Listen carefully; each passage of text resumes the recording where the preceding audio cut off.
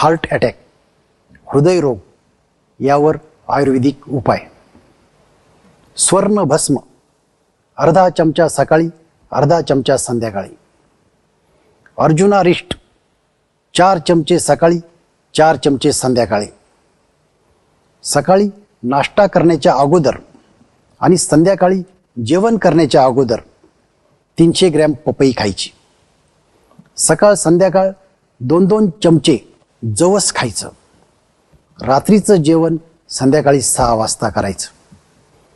दररोज सकाळी 5 मिनिट सूर्यदर्शन घ्यायचं.